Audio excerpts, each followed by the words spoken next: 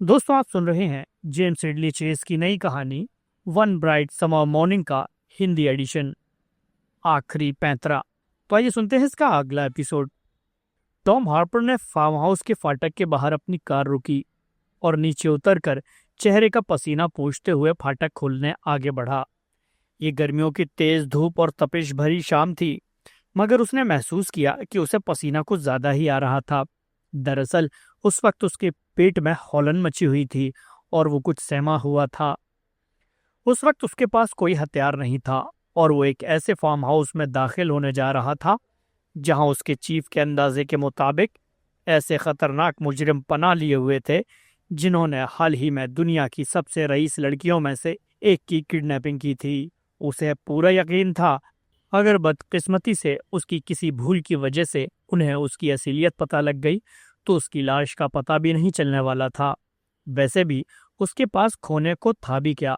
अगवा जैसा संगीन जुर्म करने के बाद वो लोग वैसे भी अपनी जिंदगियों को दांव पर लगाए बैठे थे, तो भला उसे वो टपकाने में क्यों हिचकते।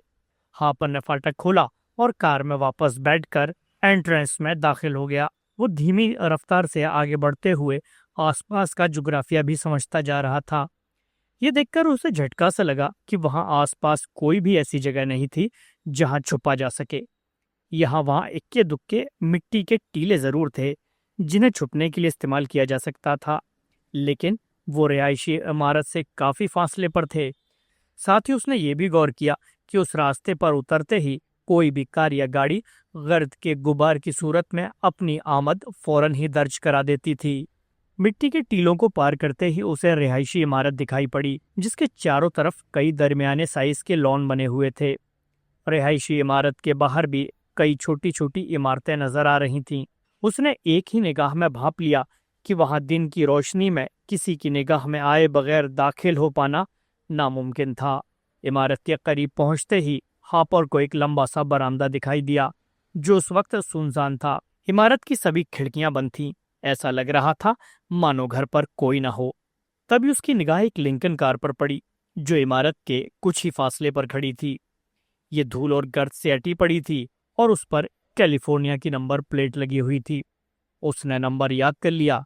तभी उसे एहसास हुआ मानो वो किसी की निगाहों के दायरे में है। वो अपनी कार से उतरा और कुछ देर इमारत के सामने खड़ा रहा। फिर आहिस्ता आहिस्ता कदमों से वो आगे बढ़ा और बरामदे की सीढ़ियां चढ़कर ऊपर आ गया। सामने ही मेन गेट था। अपने धाड़ धाड़ बजते दिल और कांपती उंगलियों से उसने बेल बजा दी।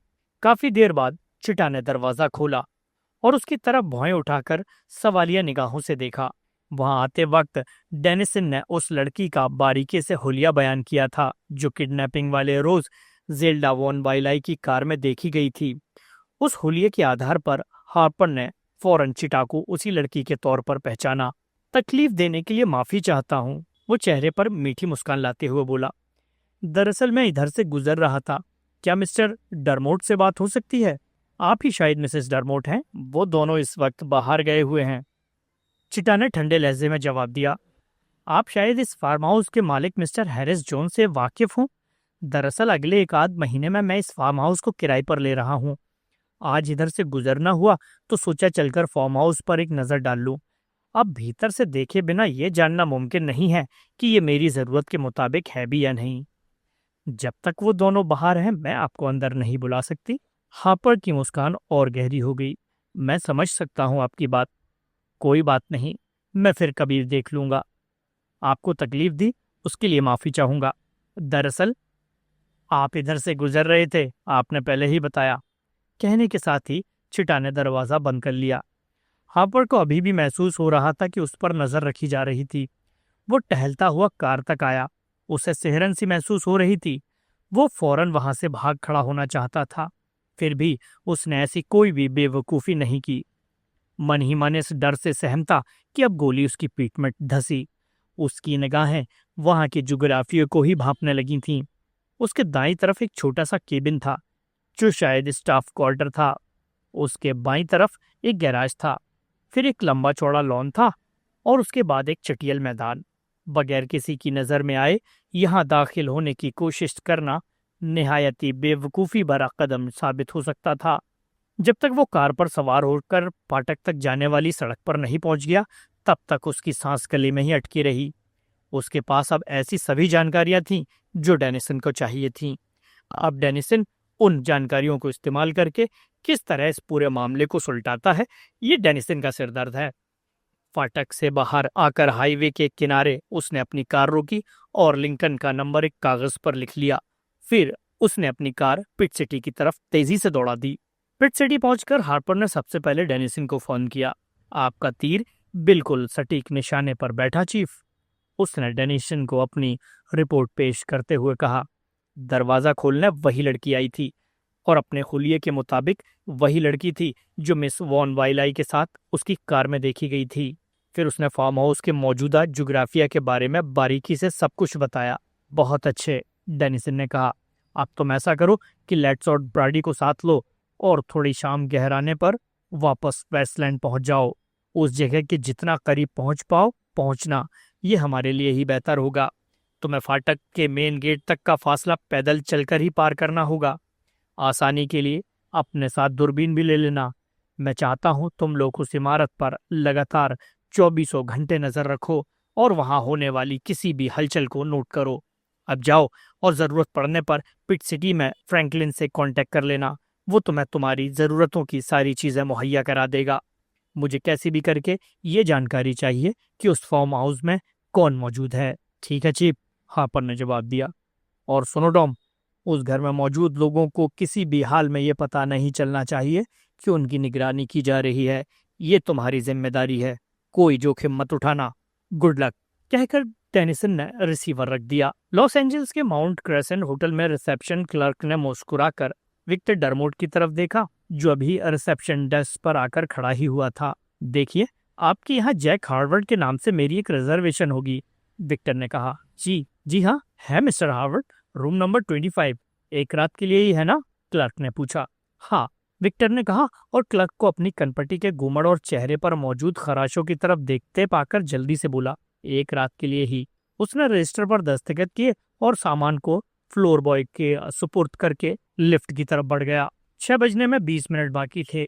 जब फ्लोर बॉय उसका सामान कमरे में रखकर वापस चला गया तो वो वहां पड़े डबल बेड के किनारे बैठ गया। उसका चेहरा और कनपट्टी टीस रही थी। उसने हथेलियां चेहरे पर रख ली और सोचने लगा। उसे कैरी और जूनियर की फिक्र सता रही थी। न जाने वो दोनों कैसे होंगे। उसके सूटकेस में इस वक्त $80 लाख थे। उसे अभी तक चेकों का भुगतान पाने में कोई दिक्कत नहीं आई थी। कल उसे दूसरा सूटकेस खरीदना होगा और फिर चेज नेशनल बैंक जाकर कुछ और भी चेक भुनाने होंगे। फिर उसे यहाँ से निकलना होगा और दरिया के किनारे किनारे सफर करते हुए दिए हुए ऑर्डर के मुताबिक ही अलग अलग बैंकों से चेक भुनाते हुए आगे बढ़ते जाना होगा। 11 बजे उस मोटे बदमाश ने फोन करने को कहा था। अभी उसमें वक्त था। उसके चेहरे की टीस बढ़ती जा रही थी और दिन भर की भागदौड़ ने उसे बुरी तरह थका भी दिया था। वो बेड पर पीठ के बल लेट गया और आंखें बंद कर ली। फोन आने से पहले वो कुछ देर सो लेना चाहता था। क्रेमर सैन फ्रांसिस्को के रोज आर्म्स होटल में अपने रूम में बैठा था। उसने ग्लास में ड्रेसिंग टेबल पर रखी एक बोतल से काफी विस्की उड़ेली, पानी मिलाया और ग्लास थामे एक आराम कुर्सी पर जाकर पसर गया। उसने चुस्की लेकर बेचैनी से अपनी कलाई घड़ी पर निगाह फेराई। 11 बजने में 5 मिनट बाकी थे। उसके दिमाग में उस वक्त कई सवाल उठ रहे थे। क्या डरमोट आसानी से कुछ चेक कैश करवा चुका होगा? कोई दिक्कत तो नहीं हुई होगी? वेस्टलैंड में क्या चल रहा होगा? उसने सोचते हुए गिलास से फिर एक चुस्की ली। उसके सीने का दर्द बढ़ता गया। विस्की पीने से शायद कुछ राहत मिले, ये सोचकर डिनर के बाद से ही वो लगातार विस्की पी रहा था, मगर दर्द से राहत न मिल पाई थी। उसने फिर कलाई घड़ी पर नजर फेराई और गिलास खाली करके टेबल पर रख दिया। फोन करने का वक्त हो चला था। उसने सिगार सुलगाकर कश लिया और फोन का रिसीवर उठाकर होटल स्विच बोर्ड ऑपरेटर से लॉस एंजल्स में मौजूद माउंट क्रेसेंट होटल में जैक हार्वर्ड से बात करवाने को कहा। कुछ देर बाद लाइन पर खामोशी रही। फिर एक आवाज आई। उसने फौरन विक्टर डरमोट की आवाज पहचानी। तुम्हें पता है कि मैं कौन हूँ? क्रेमर बोला। क्या रहा? जरा होशियारी से बात करना। कोई दुश्वारी तो नहीं हुई? नहीं। कुछ माल की डिलीवरी हो गई? हाँ, हो गई। क्रेमर खुश हो गया। वो कोई प्लान बनाए और भला वो कामयाब ना हो? बढ़िया। कल तुम सांता बारबरा की तरफ रवाना होना और आगे सेलिनास पहुंचना। मैंने वहां तुम्हारे लिए इसी नाम से होटल कैम्ब्रिया में एक रूम बुक करा रखा है। कल फिर मैं इसी वक्त तुम्हें फोन करूंगा। ठीक है, मैं समझ गया। इससे पहले क्रेमर फोन रखता, विक्टर हिचकिचाते हुए बोला, मैं अपनी बीवी को फोन करना चाहता हूँ। कर लूं? तुम्हारी जगह अगर मैं होता तो ऐसा करने की सोचता भी नहीं, क्रेमर ने भारी आवाज में कहा।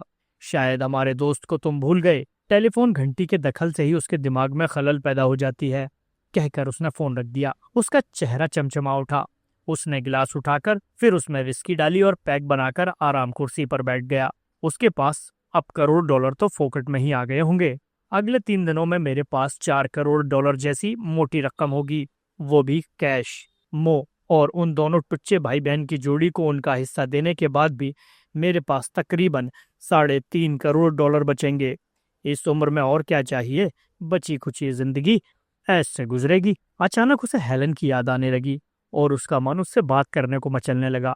उसने फोन की तरफ हाथ बढ़ाया, फिर हिचकिचाते हुए हटा लिया। उसका मन ना माना। क्या हो जाएगा? ऐसा फोन कर लेने में क्या हर्ज है? खतरे की कोई बात ही नहीं। उसने खुद को तसल्ली दी और फोन उठाकर ऑपरेटर को पैराडाइज सिटी में अपना घर का नंबर बताकर बात करवाने को कहा और रिसीवर रख दिया। हेलन मुझे लेकर बहुत फिक्रमंद हो रही होगी। मेरी आवाज सुनकर जरूर वो खुश हो जाएगी। शायद उसे अब सूली ल्यूकास के बारे में बता देना चाहिए कि वो कैसा हम पर कहर बरपा के मरा। देर सवेर तो उसे पता चल ही जाना है, तो क्यों ना पहले मैं खुद ही बता दूं। अगर वो ज्यादा सवाल करेगी तो हर बार की तरह उसका मुंह आसानी से बंद करवा दूंगा, मगर उस तक ये बात पहुंच जानी तो चाहिए ही। पूरी कहानी सुनाने की क्या ही जरूरत है। वो अभी सोच ही रहा था कि फोन की घंटी बजने लगी। उसने रिसीवर उठाया। हेलो। उधर से हेलन की फिक्र में डूबी आवाज आई। कौन? तुम्हारा दीवाना, तुम्हारा कदरदान, क्रेमर ने रोमांटिक अंदाज में कहा। वो इस वक्त खुशी से पागल और नशे में मस्त हो रहा था। ओ जिम, ये क्या हो रहा है? तुम कहाँ से बोल रहे हो? डेनिसन के एक बंदे, जो सीस ब्रुगर ने फौरन लाइन से जुड़े टेप रिकॉर्डर का रिकॉर्ड बटन दबा दिया। उसने डेनिसन के निर्देश के मुताबिक क्रेमर के घर का फोन टैप किया हुआ था। तुम कैसी हो डार्लिंग? क्रेमर कह रहा था। मेरी याद आई थी जिम, 2 फेडरल ऑफिसर यहाँ आकर गए, वो तुम्हें ही पूछ रहे थे। जिम को अपने सीने पर एक जोर का घूंसा पड़ता हुआ महसूस हुआ। सीस ब्रुगर ने टेलीफोन इंजीनियर की तरफ इशारा किया और आहिस्ता से बोला, इस कॉल को फौरन ट्रेस करो, पता लगाओ कहाँ से बात कर रहा है। क्या? क्रेमर कह रहा था।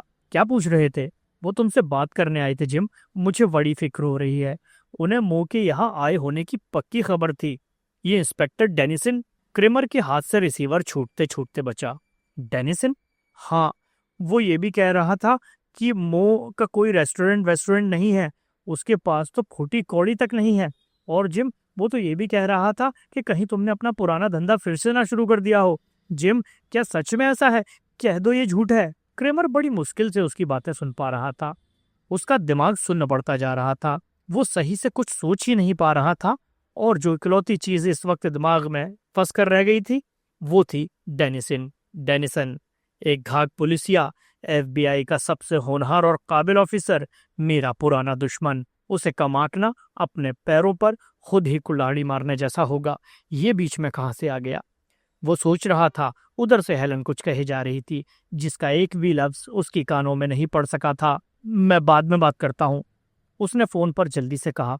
इसमें घबराने की कोई बात नहीं है, मुझे अभी कहीं जाना है, इसलिए बाद में फोन करता हूँ। तुम किसी तरह का वहम मत करो, कहकर उसने हेलन का कोई जवाब सुने बगैर फोन काट दिया।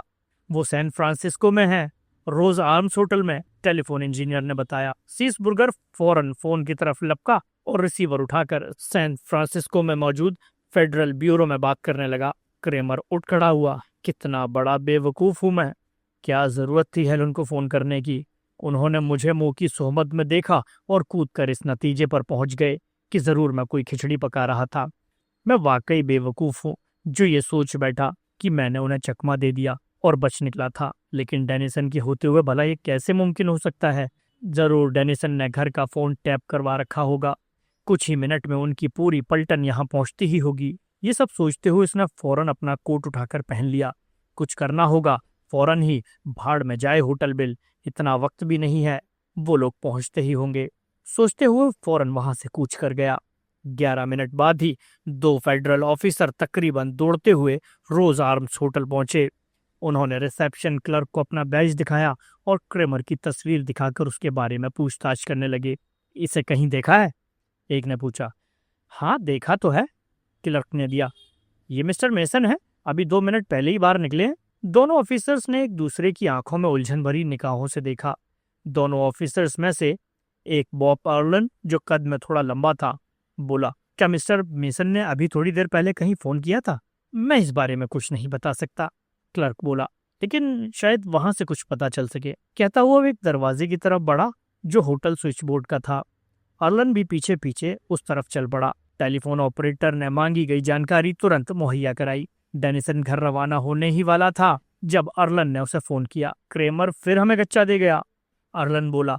उसने घर फोन करने से पहले 11 बजे के आसपास एक और फोन किया था और लॉस एंजल्स के माउंट क्रेसेंट होटल में ठहरे किसी शख्स से बात की थी। अच्छा, डेनिसन ने कहा, फिलहाल उसे अभी भूल जाओ, मैं अभी उस पर धावा नहीं बोलना चाहता हूँ। कहकर उसने फोन काट दिया और फौरन पुलिस रेडियो पर सीस ब्रगर को कॉल लगाई। वहीं जमे रहो, मिसेस क्रेमर के यहाँ हर कॉल्स का मुझे ब्यौरा चाहिए, उसने कहा। सीस ब्रगर ने थकी आवाज में हामी भरी। डेनिसन ने अपनी घड़ी पर निगाह डाली। आधी रात से कुछ ऊपर का वक्त हो चला था। उसने घर पर फोन करके बीवी को बताया कि उसे पहुंचने में देर हो जाएगी और फिर पार्किंग से कार लेकर तेजी से लॉस एंजल्स की तरफ उड़ चला। सभी लोग कैरी के बेडरूम में जमा थे। कमरा गर्मी से उबल रहा था क्योंकि टॉम को फार्म हाउस की तरफ आता देखकर मो ने सभी खिड़कियां बंद कर दी थीं। कैरी जूनियर के पालने के पास खड़ी थी। जूनियर हर चीज से बेखबर चुपचाप सोया पड़ा था। जेल्डा और रिफ खिड़की के पास खड़े थे जिस पर जालीदार पर्दे पड़े हुए थे। मो हाथ में रिवॉल्वर थामे ऐसी जगह खड़ा हुआ था जहां से न केवल वो बाहर देख सकता था बल्कि भीतर मौजूद तीनों लोगों पर नजर भी रख सकता था। उन्होंने टॉम हॉपर को वापस अपनी कार पर वहां से रवाना होते देखा। कमरे के अधखुले दरवाजे से उन्होंने चिटा और उसकी पूरी बातचीत सुनी। चिटा भी अब उससे फारिग होकर वापस कमरे में लौट आई थी। मो भी अब खुद को सहज महसूस करने लगा। हॉपर के एकाएक वहां पहुंच जाने से भीतर ही भीतर वो काफी बेचैनी महसूस करने लगा था। खिड़कियां खोल लो अब, उसने कहा। रिफ ने खिड़कियों के पल्ले खोल दिए। कमरे में उमस भरी शाम की ताजी हवा बिखर गई। मो ने अगल बगल खड़े रिफ और जेल्डा की तरफ देखते हुए कहा, तुम दोनों कान खोलकर सुन लो, फिरौती की रकम मिल जाने तक तुम दोनों कोई खुराफात करने की सोचना भी मत। एक बार फिरौती हासिल हो जाए तो मेरी तरफ से तुम दोनों जहन्नुम में जाओ। तुम चाहे इससे शादी करो या इसकी दादी से, मुझे से कोई मतलब नहीं, मगर जब तक क्रेमर फिरौती की रकम लेकर वापस नहीं आता तुम दोनों फार्म हाउस से बाहर कदम नहीं रख सकते। मुझे तुम जैसे सड़क छाप मवालियों से निपटना बहुत अच्छे से आता है, इसलिए अगर तू सोचता है कि तू कोई खेल कर लेगा तो करके देखना। अगली बार समझाऊंगा नहीं, सीधे पिछपाड़े पर 2 गोली मारूंगा, फिर सोचूंगा कि तशरीफ टिकाने लायक बचा भी कि नहीं। समझा कुछ? रिफ ने घूर कर उसे देखा। उसके जिस्म में गुस्से की फुरैरियां दौड़ने लगीं। लेकिन कुछ देर पहले ही जिस अंदाज में मो के हाथ में रिवॉल्वर नमूदार हुई थी, उसे सोचकर उसके हौसले पस्त हुए पड़े थे। किसी हथियार की अपने पास गैर मौजूदगी और मुंह की पलक झपकते ही रिवॉल्वर तक अपनी पहुंच बना सकने की चुस्ती फुर्ती के चलते वो उसका मुकाबला कर ही नहीं सकता था। तुम्हारा तो दिमाग ही चल गया है, रिफ गुर्राते हुए बोला। तुम्हारे भेजे में इतनी बात नहीं घुस पा रही है कि इसे इसके बाप को सौंपकर हम इस जुर्म के इल्जाम से बरी हो सकते हैं। हमने फिरौती ली नहीं कि हमारी उल्टी गिनती शुरू। किसी की कोई उल्टी गिनती नहीं शुरू होने वाली, मो ने शांत आवाज में कहा। सब कुछ अच्छे से ही निपट रहा है, कहकर वो चिटा और रिफ की तरफ रिवॉल्वर दिखाता हुआ बोला। और तुम दोनों यहां से दूर ही रहोगे और अब से जाकर केबिन में रहोगे, और ये वाइलाई की छोकरी यहीं इसके साथ ठहरेगी। उसने कैरी की तरफ इशारा किया और रिफ की तरफ देखकर आगे बोला, अगर तुम में से कोई भी इस मकान से 50 गज के दायरे में भी दिखा तो सीधे गोली मार दूंगा। ना, जान से नहीं मारूंगा, सीधे टांग पर मारूंगा, ताकि जिंदगी भर लुंजे लंगड़े बने खुद को कोसते रहो कि जरूरत से ज्यादा होशियारी क्यों दिखा बैठे। आई बात समझ में? रिफ खींची करके मुंह को चिढ़ाने वाले अंदाज में बोला। और तुम्हारा क्या होगा खलीफा? 3 दिन और 3 रात लगातार कैसे निगरानी करोगे? जाग लोगे तब तक? अचानक कमरे में एक जोर का धमाका हुआ। मो के रिवॉल्वर के मुंह पर कौंध उठी पीली लपट को देखकर जेल्डा हौल गई और जोर से चीखी। रिफ के पैर उखड़ गए और वो लड़खड़ाता हुआ जमीन पर ढेर हो गया। उसके हाथ अपने कानों पर गए। उसे अपनी उंगलियां किसी गीली चीज पर फिसलती महसूस हुई। उसने अपनी खून सनी हथेलियों को इस तरह आंखें फाड़कर देखा मानो उसे यकीन नहीं हो रहा। तभी कान के नीचे गर्दन के किनारे खून की एक पतली सी लकीर बहने लगी। मो ने उसे देखा। उसके रिवॉल्वर की नाल से अब भी धुआं निकल रहा था। देखा, जरूरत पड़ने पर मैं गोली चलाने से चूकूंगा नहीं रिफ, उसने नरमी से कहा। अब तुम्हारी यहां से फौरन दफा हो जाने में ही भलाई है, और तेरी भी, जुड़वा नंबर 2। अब चिटा की तरफ हाथ से इशारा करते हुए बोला। मो की कारगुजारी से हैरतजदा और उसके हाथों हुई फजीहत से अंगारों पर लौटता रिफ कान पर एक गंदा सा रुमाल रखे वहां से निकल गया। मुंह के रिवॉल्वर से निकली गोली ने किसी काबिल सर्जन की सी नफासत से उसके कान की लौ को उड़ा दिया था। चिटा भी हकबकाई सी भाई के पीछे पीछे ही निकल ली। तभी जूनियर रोने लगा। धमाके से वो भी जाग उठा था। कैरी, जो अभी तक फक हुआ चेहरा लिए सन्न खड़ी थी, उसने जूनियर को गोद में उठाकर सीने से लगा लिया। जेल्डा मुंह औंधाए तकिए में सर दिए सिसकती हुई जोर जोर से बेड पर मुक्के मारे जा रही थी। मुंह खिड़की पर खड़ा दोनों भाई बहन को आहिस्ता आहिस्ता केबिन की तरफ जाते तब तक देखता रहा जब तक कि वो दोनों नजर आना बंद नहीं हुए। फिर वो कैरी की तरफ मुड़कर आहिस्ता से बोला, तुम्हें इस लड़की की निगरानी करनी होगी। इसे एक पल के लिए भी अपनी नजरों से दूर मत होने देना। मैं उन दोनों पर नजर रखूंगा। वो दोनों महाकमीने हैं। अगर तुम अपने बच्चे के साथ यहाँ से सही सलामत बचकर निकलना चाहती हो तो तुम्हें मेरी बात माननी होगी। उसने ठहर कर कैरी की तरफ एक पल देखा, फिर बोला, फिरौती की रकम हाथ आने में अभी भी 3 दिन है। मैं चाहता हूं कि कैसे भी करके ये 3 दिन अच्छे से गुजर जाएं। बोलो, तुम साथ हो? कैरी पशोपेश में पड़ गई। उसकी पेशानी पर चिंता की लकीरें खिंच गईं। वो सोचने लगी, मो ने अभी तक कम से कम उसके साथ उस दर्जे की बदसलूकी तो नहीं की थी। थोड़ी बहुत इंसानियत के साथ ही वो उससे पेश आया था, जबकि वो दोनों भाई बहन और ये नक्सड़ी लड़की किसी भी सूरत में भरोसे के काबिल नहीं थे। उसने इस बात को भी शिद्दत से महसूस किया कि एकाएक अब जो हालात बन गए थे, इस हालात में अब उसका खामोश रहकर तमाशा देखना मुमकिन नहीं रह गया था। उसे अब किसी एक तरफ होना ही था। उसने सिर हिलाकर हामी भरी। ठीक है, मैं तुम्हारे साथ हूं। मो के चेहरे पर राहत के भाव उभरे। उसने रिवॉल्वर रख ली और जूनियर की तरफ देखते हुए मुस्कुराकर बोला, मेरे भाई के 10 बच्चे थे। वो एक जंग में शहीद हो गया था। मैंने ही उसके बच्चों की देखभाल की थी। मैं बच्चों की देखभाल करने में माहिर हूँ। क्या मैं इसे गोद में ले सकता हूँ? उसने दोनों हाथों को गोद जैसा बनाते हुए कैरी से पूछा। कैरी मन ही मन सिहर उठी। वो इनकार करने ही वाली थी, मगर उस वक्त मो की आंखों में तैर आए अजब से मोहब्बत और खुलूस भरे भावों को देखकर रुक गई। उसे अजनबियों से डर लगता है, वो हिचकिचाते हुए बोली। शायद आपकी गो मो ने आगे बढ़कर बच्चे को थाम लिया। उसने गोद ढीली कर दी और जूनियर को उसकी तरफ फिसल जाने दिया। एक खतरनाक तबीयत का मुजरिम और एक मासूम सा बच्चा, दोनों की नजरें आपस में मिली। अचानक जूनियर ने रोना बंद कर दिया और छोटी छोटी पलकें छपकाता हुआ मो को घूरने लगा। मो ने नाक सुकोड़ते हुए गाल फुलाए और होंठ को गोल करके सीटी सी बजाई। जूनियर ने फौरन भापा, ये तो कोई वाकई मजेदार बात हुई और हंसकर दिखाना चाहिए, तो वो भी खिलखिलाकर हंस पड़ा। वहां मौजूद किसी को अपने रोने धोने और ड्रामे की तरफ ध्यान न देता पाकर बेड पर औंधी पड़ी जेल्डा अब रोना बंद करके पलटकर उन्हीं की तरफ देखे जा रही थी। मो और कैरी ने उसकी तरफ कोई ध्यान नहीं दिया। मुझे बच्चे बहुत अच्छे लगते हैं, मो ने जूनियर को कैरी की गोद में वापस देते हुए बोला, और वो मुझसे हिल भी जाते हैं। चलता हूं अब। वो दरवाजे की तरफ बढ़ा, फिर ठिठक कर जेल्डा की तरफ इशारा करते हुए कैरी से बोला, अगर ये लड़की ज्यादा उधम काटे तो बताना, आकर जोर का घूंसा जमाऊंगा, सीधी हो जाएगी। वहां से निकलकर मो बरामदे में आकर बैठ गया। वहां से वो केबिन पर नजर रख सकता था। उसे बेचैनी महसूस हो रही थी। जहां तक कैरी की बात थी, वो उस पर तो यकीन कर सकता था, मगर ये दोनों भाई बहन की जोड़ी तो सांप से कम नहीं थी। कभी भी मौका पाकर डस सकते थे।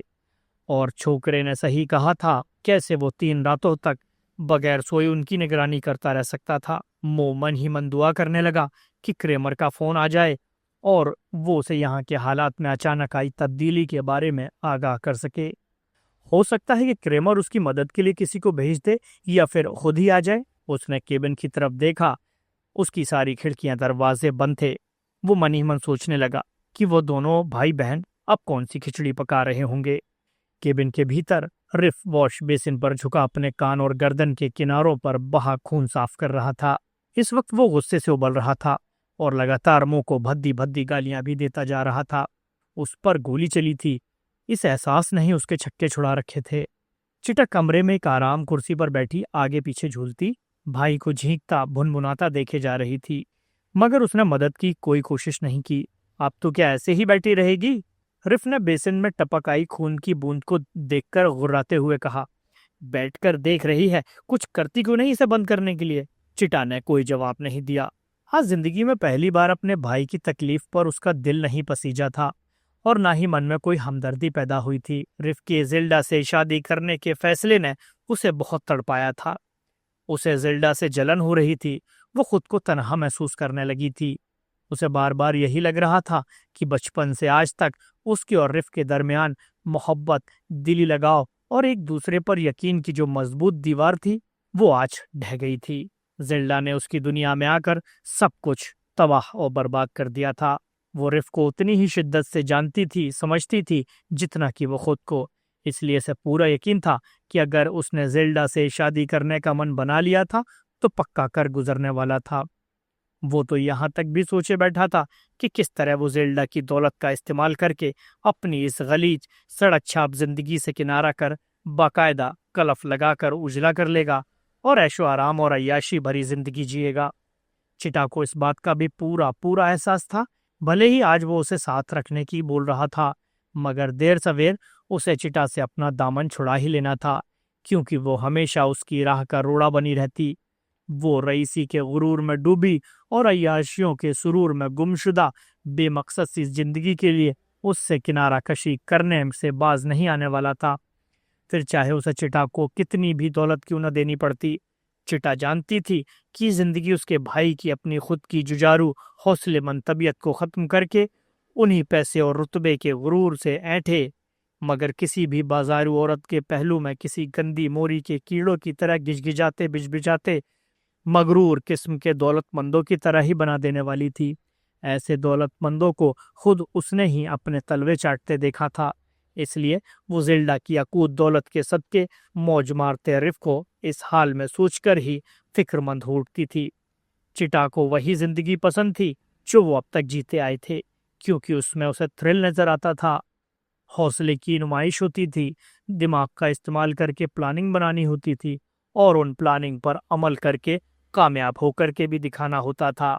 जाबाजी दिखानी होती थी, मगर पैसा, बेतहाशा पैसा, इन सबको खा जाने वाला था। भड़कता झीकता रिफ वॉश बेसिन से परे हटकर बेडरूम में चला आया और आते ही उसने बेडशीट का कोना फाड़ा और उसे तय करके गद्दी सी बनाते हुए अपने कान पर रख ली। फिर उसने एक पट्टी सी बांधकर ठुड्डी और सिर को घेरते हुए कान पर रखी गद्दी पर लपेट दी। खून का रिसना बंद हो गया। इन सबसे फारिग होते होते शाम गहराने लगी। बाहर अंधेरा भी पैर पसारने लगा। वो बैठक में आ गया। उसकी जैकेट पर खून लगा हुआ था और चेहरे पर फटकार बरस रही थी, मगर आंखों में गुस्सा अब भी नजर आ रहा था। क्या सोचकर अधमरी हुई जा रही है? वो चिटा को घुड़क कर बोला। आकर मेरी मदद नहीं कर सकती थी? चिटा साफ चेहरा लिए अपनी टांगों की तरफ निहारती खामोश बैठी थी। वो कमीना, रिफ भड़कते हुए बोला। कौन अंदाजा लगा सकता था कि वो इतनी सफाई से भी गोली चला सकता है? साले ने तो मार ही डाला था। वो खुद से ही बातें करता लग रहा था, क्योंकि चिटा का उसकी बातों की तरफ कोई ध्यान नहीं था। वो काफी देर तक आंखें सिकोड़े चिटा को उलझन भरे भाव से देखता रहा। वो पहले कभी उसके साथ इस तरह पेश नहीं आई थी। हालांकि उनमें और उनके बीच होते रहने वाली लड़ाइयों में चोली दामन का साथ था, मगर बात कभी इस हद तक जा पहुंची हो उसे याद नहीं आया। मन ही मन खौलता हुआ वो खिड़की पर जा खड़ा हुआ। चिटा को मनाने की उसे इच्छा नहीं हुई, क्योंकि ऐसी कोई कोशिश करने में उसे खुद की हिटी होती जान पड़ती थी। उसने खिड़की के पल्लों की दरारों से झांका। मुंह बरामदे में ही बैठा था। अगर उसके पास उसकी रिवॉल्वर होती तो अभी वो इस मो जिकैटी नाम के सुरमा की लाश बिछा देता। जहां से वो उसे देख रहा था, शर्तिया वहां से वो चूकने वाला नहीं था। रिवॉल्वर का ख्याल आते ही उसका दिमाग फौरन गायब हुई रिवॉल्वर की तरफ चला गया। उसने विक्टर डरमोट की रिवॉल्वर अपनी पैंट की जेब में रखी थी और जब उसे वो निकालना चाहा तो वो गायब हुई पड़ी थी। कैसे मुमकिन था? जरूर किसी ने हाथ साफ किया था, मगर किसने? ये मो का काम नहीं हो सकता, क्योंकि उस वक्त वो घर में क्या, पूरे फार्म हाउस के आसपास भी मौजूद नहीं था। तो फिर किसने? जरूर इन तीनों में से ही किसी ने, उसने सोचा और चिटा को शक भरी नजरों से देखा, जो अभी अभी सिगरेट होंठों में लगाकर सुलगाने में मशगूल थी। मेरी रिवॉल्वर तूने ली है? उसने जवाब तलबी की। चिटा ने सर्द निगाहों से घूरा। रिवॉल्वर? कैसी रिवॉल्वर? कुछ तो बोली, वरना उतनी देर से मुंह बंद किए बैठी थी। ओल्ड डरमोट की रिवॉल्वर? वो फिर गुर्राया। मैंने उसे अपनी पैंट की जेब में रखा था, बाद में देखा तो वहां नहीं थी। उस छिनाल को देखते ही जल्दबाजी में पैंट उतारते वक्त नहीं सूझी? चिटा जहर बुझे लहजे में बोली। रिफ का चेहरा गुस्से से ददक उठा। तू बताती है कि नहीं? मैं क्या करूंगी तेरा रिवॉल्वर लेकर? वो कुर्सी से उठते हुए बोली। मुझे भूख लगी है। वो किचन की तरफ बढ़ी। रिफ ने आगे बढ़कर उसकी बाह जकड़ ली। तूने ली है कि नहीं? वो चिल्लाते बोला। शराफत से बता दे, वरना हड्डियां तक कूट डालूंगा। उसने एक झटके से अपनी बाह छुड़ाई और गुस्से से फुफकारती हुई बोली। अपने गंदे और घिनौने हाथ मुझसे दूर रख। मैंने नहीं ली तेरी रिवॉल्वर। अब दोबारा हाथ लगाया तो सोच लेना। वो हक्का बक्का रह गया।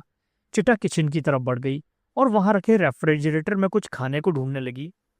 चिटा के इस तरह से पेश आए होने की वजह से मन ही मन ताव खाया हुआ रिफ खिड़की के पास आकर फिर खड़ा हो गया। मुंह अभी भी बरामदे में बैठा था।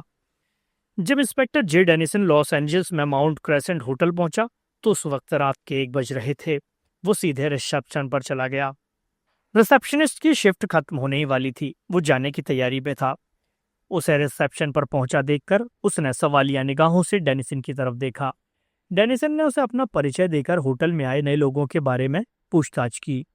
रिसेप्शनिस्ट ने उसे रजिस्टर दिखाया। थोड़ी देर इधर उधर की बातचीत करते रहने के बाद डेनिसन रजिस्टर में दर्ज एक एंट्री पर उंगली रखते हुए बोला। और ये आदमी जैक हार्वर्ड, कुछ याद है इसके बारे में? हाँ, बिल्कुल याद है, क्लर्क बोला। लंबा कद, रंगत सावली और पहनावे से शरीफ ही नजर आ रहा था। फिर कुछ सोचकर वो बोला, मगर उसके चेहरे पर कुछ खरोंचें थीं और कनपटी पर बड़ा सा घूमड़। उसने हाथ से घूमड़ का साइज बताते हुए अपनी बात पूरी की। पड़ा हुआ था। अच्छा, वो जिस कमरे में ठहरा है, उस कमरे की एक्स्ट्रा चाबी दो मुझे। मुझे उससे कुछ बातें करनी है, डेनिसन ने कहा। क्लर्क उसकी इस मांग पर थोड़ा हिचकिचाया, फिर पीछे लगे कीबोर्ड की तरफ गया और वहां से एक चाबी उठाकर डेनिसन को दे दी। हमारे होटल का थोड़ा ख्याल रखिएगा इंस्पेक्टर साहब, रिसेप्शनिस्ट खुशामद भरे लहजे में बोला। आप तो जानते ही हैं कि। फिक्र मत करो, डेनिसन बोला। कोई ऐसा वैसा मामला नहीं है। विक्टर को नींद नहीं आ रही थी।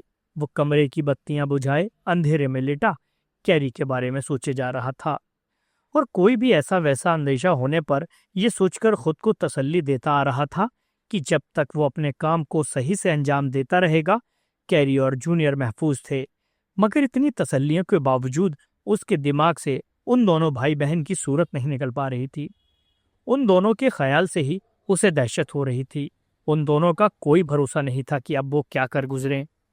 कमरे में अचानक हुई एक आहट को सुनकर वो चौंक गया और उसकी धड़कनें बढ़ गईं। डेनिसन ने आहिस्ता से एक्स्ट्रा मिली चाबी की होल में घुमाई और हैंडल को घुमाकर दरवाजा खोला। जैसे ही उसने दरवाजा खोला, पूरा कमरा रोशन हो उठा। विक्टर ने बत्तियां जला दी थीं। दोनों ने एक दूसरे की तरफ देखा। डेनिसन ने चौखट से अंदर कदम रखा और दरवाजा बंद कर दिया। मैं FBI से इंस्पेक्टर डेनिसन। डेनिसन अपना इंट्रोडक्शन देता हुआ बोला। आप शायद मिस्टर डरमोट ही हैं। विक्टर थोड़ा हिचकिचाया, फिर सिर हिलाते हुए बोला। हाँ, मैं ही विक्टर डरमोट हूँ, लेकिन ये सब क्या है और आप यहाँ ऐसे? मैं पूरी बात बताता हूँ आपको मिस्टर डरमोट, डेनिसन ने चेहरे पर अपने खास ऐसे मौकों पर पेश की जाने वाली मुस्कुराहट सजाते हुए कहा। मैं यहाँ आपकी मदद करने ही आया हूँ। मुझे इस पूरे मामले की जानकारी है। कहकर वो रुका और आगे बढ़कर पलंग पर बैठ गया।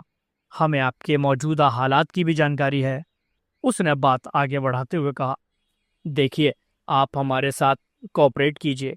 हम लोग उन मुजरिमों को गिरफ्तार करने की फिराक में हैं मगर साथ ही हमारी पूरी कोशिश ये भी है कि मिसेस डरमोट और आपके बच्चे पर भी कोई आंच ना आए।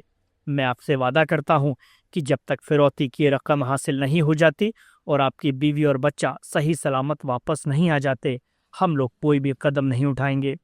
शायद ये जानकर आपको कुछ तसल्ली हो कि इस वक्त मेरे 3 बंदे वेस्टलैंड में भी मौजूद हैं और उस फार्म हाउस की निगरानी कर रहे हैं। अगर वहां कोई गड़बड़ होती है तो आपकी बीवी की हिफाजत और मदद के लिए वो फौरी तौर पर मौजूद हैं। ये सुनकर विक्टर के हाथ पैर ठंडे पड़ गए। मन ही मन वो काफी डर गया। आप दूसरे लोगों को इस मामले से बाहर रखने में क्या दुश्वारी थी? विक्टर नाराजगी जताता हुआ बोला। वॉन वाइलाई जैसे इंसान के लिए भला $4 करोड़ की क्या अहमियत है? वो सभी शैतान बड़े खतरनाक है। फार्म हाउस में मौजूद लोगों की जान लेने में एक बार भी उनके हाथ नहीं कांपेंगे। वैसे भी उन्होंने पहले ही मेरे एक नौकर की जान ले ली है। वो क्या कहा आपने अभी? जान ले ली है? डेनिसन ने उसकी बात काटते हुए बीच में ही सवाल पूछा। मैं यकीनी तौर पर तो नहीं कह सकता, लेकिन उस केबिन में खून था जहां वो सोता है और अब वो गायब भी है। हो सकता है आप ही की तरह उसे भी इन लोगों ने मारा पीटा हो और बेहोश करके इधर उधर डाल रखा हो। आप बिल्कुल मत घबराइए, डेनिसन ने उसे तसल्ली देते हुए कहा। आप बात को समझने की कोशिश कीजिए। आप जैसे हालात होने पर मैं भी कुछ अलग नहीं सोचता, लेकिन आप इतने परेशान मत होइए। मेरी तरफ से मेरी और आपकी मुलाकात के बारे में किसी को भी नहीं पता है। आगे बढ़ने के लिए हमें बस आपकी मदद और कोऑपरेट की जरूरत है। आप मुझे उन बदमाशों का हुलिया बताइए। मैं आपसे फिर वादा करता हूँ कि जब तक आपकी फैमिली के महफूज होने की पुख्ता गारंटी नहीं हो जाती, हम लोग उनके खिलाफ कोई भी कार्रवाई नहीं करेंगे। यही नहीं, आपकी इजाजत के बगैर हम इस सिलसिले में एक भी कदम नहीं उठाएंगे। विक्टर को क्रेमर की धमकी याद आ गई। मैं आपको कुछ भी नहीं बता सकता, एक भी लफ्ज नहीं, वो बोला। मुझे सिर्फ अपनी बीवी और बच्चे की फिक्र है। इसके अलावा दूसरी किसी भी चीज में मेरी कोई दिलचस्पी नहीं। मैं अच्छी तरह समझता हूँ, डेनिसन बोला, मगर बात अब बहुत आगे निकल चुकी है मिस्टर डरमोट। फिर भी आपके जज्बात और आपकी फिक्र को देखते हुए मैं आपको मजबूर नहीं करूंगा। लेकिन आपसे इतने कॉपरेट की तो मैं फिर भी उम्मीद रखता हूँ कि अभी जो कुछ भी मैं कहूँ उसकी तस्दीक आप सिर्फ हाँ या ना में करके दें। वो मुस्कुराया, फिर आगे बोला। हमारे अंदाजे के मुताबिक इस किडनैपिंग में जिस शख्स का हाथ है उसकी उम्र 60 के आसपास, कद लंबा, जिस्म चुस्त दुरुस्त और रंग गेहुआ होना चाहिए। विक्टर ने हिचकिचाते हुए हाँ में सिर हिलाया। उसके साथ एक इटालियन भी है, कद दरमियाना, जिस्म भरा भरा और मोटा सा है। विक्टर ने दोबारा सिर हिला दिया। तीसरी एक लड़की भी होगी, यही कोई 22-23 साल की, बाल सुनहरे रंगे हुए, लंबे कद और आम सी दिखने वाली, बहुत खूबसूरत भी नहीं और देखने में बुरी भी नहीं। विक्टर का सिर एक बार फिर ऊपर नीचे हिला। एक चौथा शख्स भी होगा, लेकिन उसके बारे में हमें कोई जानकारी नहीं है। हमारी दिलचस्पी का मरकज वही है, डेनिसन ने कहा। थोड़ी हिचकिचाहट दिखाने के बाद विक्टर आहिस्ता से बोला। वो उस लड़की का जुड़वा भाई है, वही है जिसके ख्याल से मुझे दहशत होती है। वो बहुत ही बेरहम और कमीना है। उसी ने मुझे मारा था। वो हथेली में साइकिल की चेन लपेटकर मुक्का मारता है। उसका हुलिया बताइए। विक्टर ने रिफ का पूरा हुलिया बयान किया। पूरी बात सुनकर डेनिसन उठ खड़ा हुआ और विक्टर से बोला, आप जिस तरह अपना काम कर रहे हैं करते जाइए, फिरौती की रकम लीजिए। कहकर उसने अपना विजिटिंग कार्ड विक्टर को थमाया और बोला, इस पर मेरा फोन नंबर दर्ज है। आप इसे याद करके इसे फाड़ दीजिएगा। जब आपको फिरौती की रकम हासिल हो जाए तो आप मुझे फोन कर दीजिएगा। ये बदमाश सोच रहे हैं कि न फिरौती मिल गई तो ये बचकर निकल जाएंगे। नहीं, मुगालते में जी रहे हैं सबके सब। उन्होंने वॉन वाइलाई को बहुत कम करके आंका है। जैसे ही हमें इस बात का यकीन हो जाएगा कि आपकी बीवी, बच्चा और मिस वाइलाई सेफ हैं, हम उन पर चढ़ दौड़ेंगे। अब से मेरे 3 बंदे साई की तरह आपके पीछे लगे रहेंगे। अगर आपको किसी भी वक्त मदद की जरूरत महसूस हो तो वो लोग आपके करीब ही होंगे। आपको फिक्र करने की कोई जरूरत नहीं। मैं आपसे पहले ही वादा कर चुका हूं कि जब तक आपका पूरा परिवार महफूज नहीं होगा, हम अपनी तरफ से कुछ भी नहीं करेंगे। विक्टर बेबस अंदाज में कंधे उचकाते हुए बोला, आपके इतना कहने के बाद मुझे आप पर यकीन करना ही होगा, लेकिन जब तक वो फार्म हाउस से बाहर नहीं आ जाते तब तक आप कुछ भी मत कीजिएगा। वादा रहा, आप निश्चिंत रहें। डेनिसन दरवाजे की तरफ बढ़ते हुए बोला। इस तरह आकर आपको तकलीफ देने के लिए मैं माफी चाहता हूँ मिस्टर डरमोट। खैर, गुड नाइट। वो कमरे से बाहर निकल गया। विक्टर बेड पर लेट गया और गलियारे से आती डेनिसन के जाते कदमों की आहट सुनता रहा। जेल्डा ने सावधानी से सिर उठाकर उस तरफ देखा जहां कैरी सोई हुई थी। कमरे की बत्तियां बुझी हुई थीं। खिड़की के पल्लों की दरारों से बाहर फैली चांदनी छटकर अंदर बिखर रही थी। जिल्डा कुछ देर तक ऐसे ही कैरी को देखती रही। फिर उसने खामोशी से ओढ़ी हुई चादर परे खिसकाई और उठकर बैठ गई। कुछ देर दमसादे बैठे रहने के बाद आहिस्ता से उसने अपनी टांगें नीचे फर्श की तरफ लटका दी। फार्म हाउस पूरी तरह गहरे सन्नाटे में डूबा हुआ था। जिल्डा उसी तरह पैर लटकाए सोचती रही कि फिर से लेट जाए या यहां से निकलकर केबिन की तरफ चली जाए। वो मोटा इटालियन भी पता नहीं अभी जाग रहा होगा या सो गया होगा। उसे उम्मीद थी कि वो अब तक सो गया होगा, मगर यकीनी तौर पर कुछ कहना मुश्किल था। वो रिफ से मिलने के लिए बेचैन थी। उसे यकीन था कि अगर वो किसी तरह उसके पास पहुंच जाए तो वो जरूर उसे वहां से निकाल ले जाने की कोई जुगाड़ बढ़ा लेगा। उसे उसके पास पहुंचना ही होगा। वो उठ खड़ी हुई। उसका दिल जोर जोर से धड़क रहा था। दबे पांव आगे बढ़कर उसने फिर से कैरी की तरफ देखा। कैरी उसी तरह सोई पड़ी थी। सांसों के उतार चढ़ाव के अलावा उसके जिस्म में कोई और हरकत नहीं थी। जिल्डा ने अपनी नाइट ड्रेस उतारकर बेड पर रख दी और बगैर कोई आहट किए कुर्सी से अपने कपड़े उठाकर पहन लिए।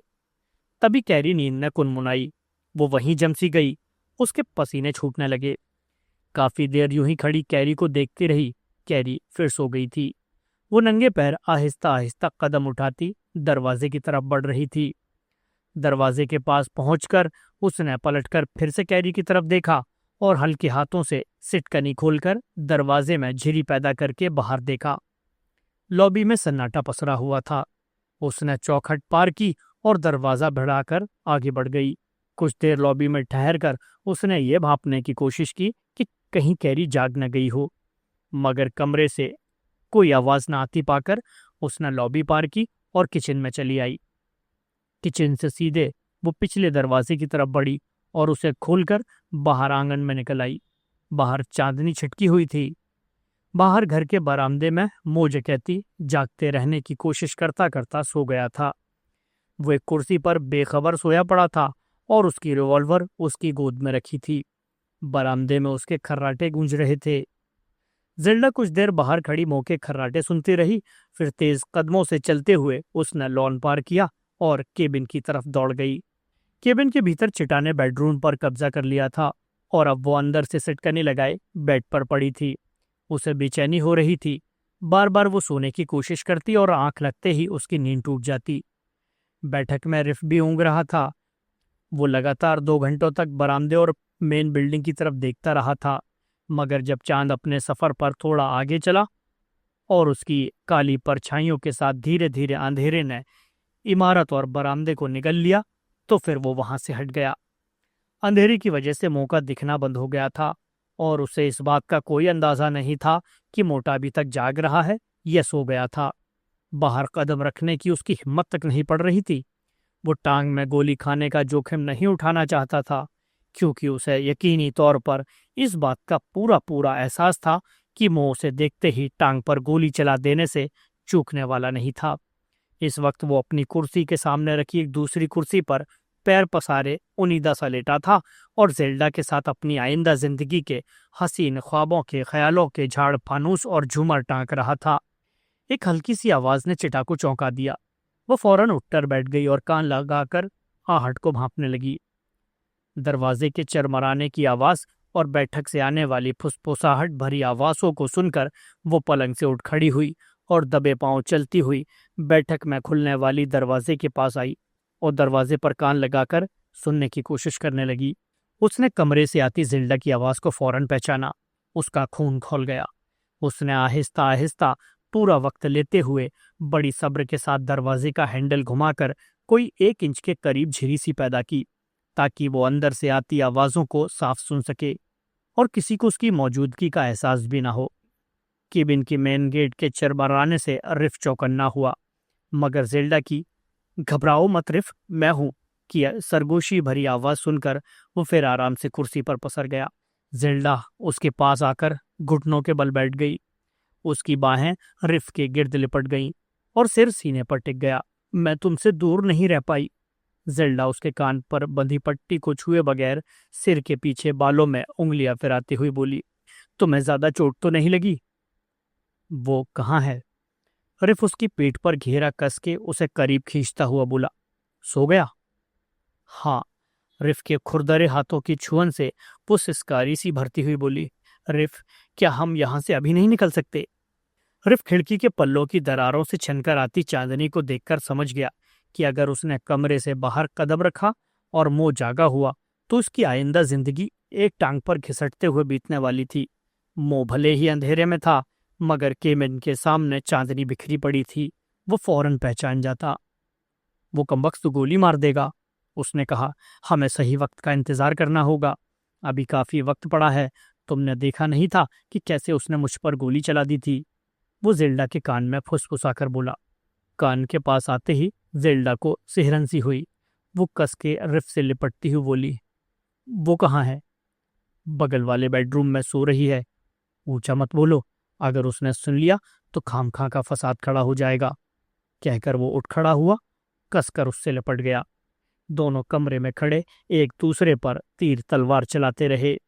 चिटा ने दरवाजा बंद किया और पलंग पर आकर बैठ गई। उसकी मुट्ठियां भिजी हुई थी। बैठक से आती फुसफुसाहटों को सुनकर उसे बेचैनी हो रही थी। फिर जब वो सरगोशियां कुछ और ही आवाजों में बदलने लगी, तब उससे रहा नहीं गया। वो उठ खड़ी हुई। जो चल रहा था उसे रोकने का सिर्फ एक ही रास्ता था, इन दोनों पर लगाम लगाना ही था।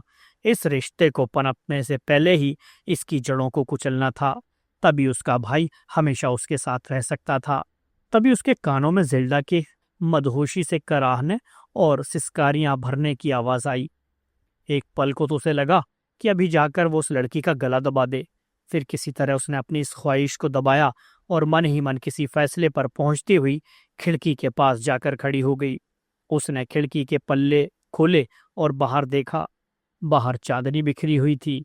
उसने मेन बिल्डिंग की तरफ देखा। वह पूरी तरह अंधेरे में डूबी थी। बरामदे में मुंह कहीं भी दिखाई नहीं दे रहा था। वो खिड़की पर चढ़कर बाहर कूद गई और हाथों से पल्ले फिर बंद कर दिए। खुद को अंधेरे में रखती वो केबिन के किनारे किनारे चलती हुई दबे पांव गैराज की तरफ बढ़ी। केबिन और गैराज के बीच सिर्फ एक ही जगह चांद की रोशनी खुलकर पड़ रही थी, जिसे उसने नंगे पांव एक ही सांस में दौड़कर पार किया और सीधे गैराज के दरवाजे पर जाकर रुकी। उसने ठहरकर अपनी उखड़ी सांसों को थामा और पलटकर पीछे देखा। न पीछे से कोई चिल्लाया, न ही कोई आहट सुनाई दी। उसने आहिस्ता से गैराज का दरवाजा इतना खोला कि वो उसमें से गुजर सके और वो भीतर सरक गई।